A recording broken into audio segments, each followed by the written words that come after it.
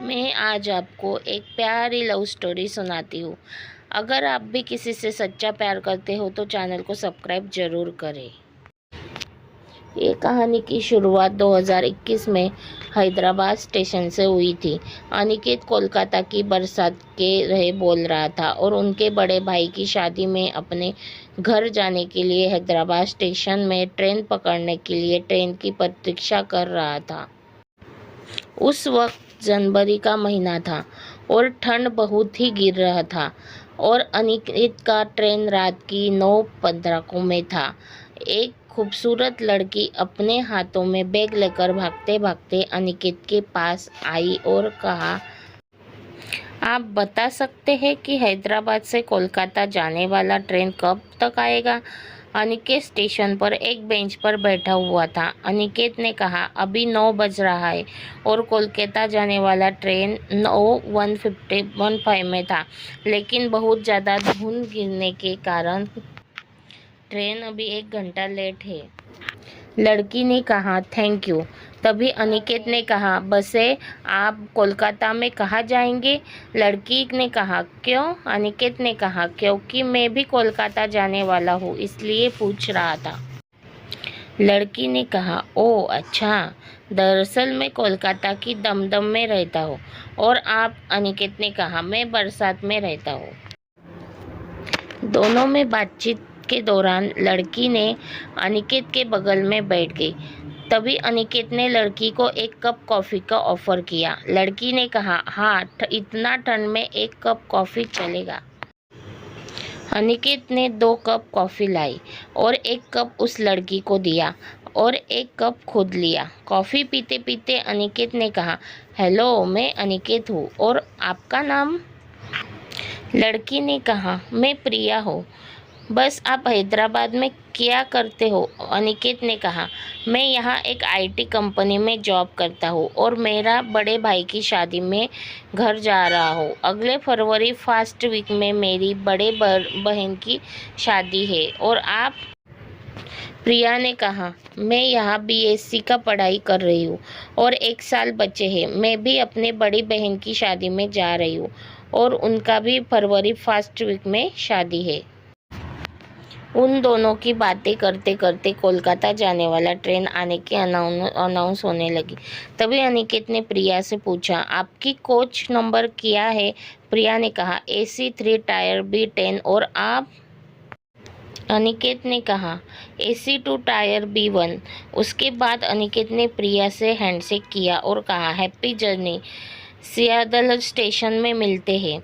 प्रिया ने कहा, okay bye. ये कहते हुए वह दोनों अपने ट्रेन में कोच में बैठ गए।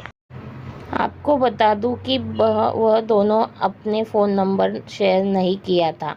अगले दिन शाम की 5 बजे वह दोनों सियालदह स्टेशन पर पहुँचे गए।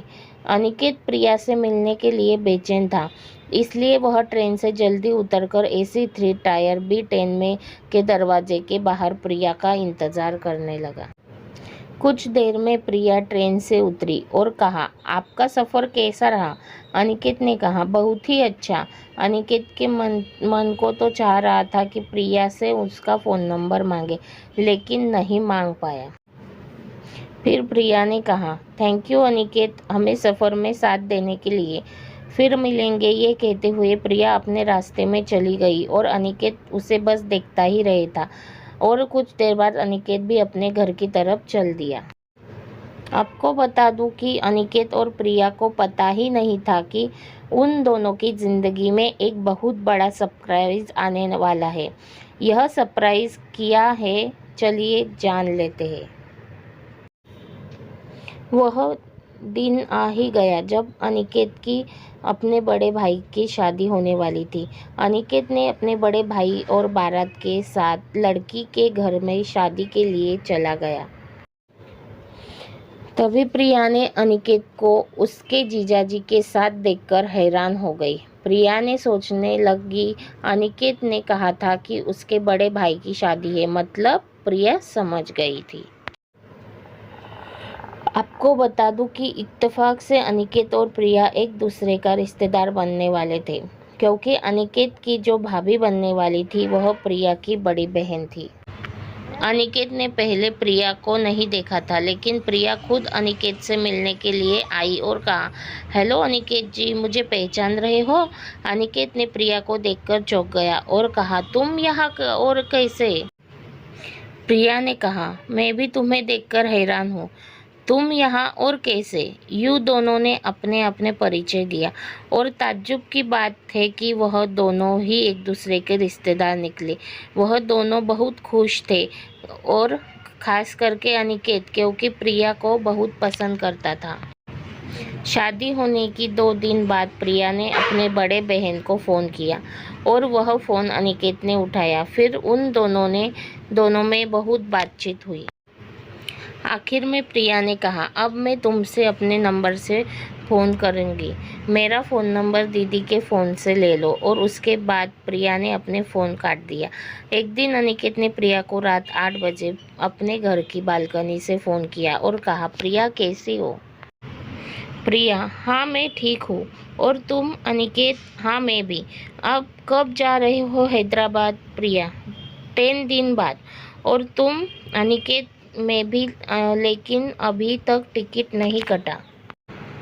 प्रिया, मैं भी अभी तक टिकट नहीं किया। अनिकेत, तो एक काम करता हूँ, मेरा और तुम्हारा एक ही साथ टिकट कर लेता हूँ। प्रिया, ठीक है कर लो। अनिकेत ने अचानक पूछा, तुम किससे प्यार करती हो? मेरा मतलब तुम्हारा कोई बॉयफ्रेंड?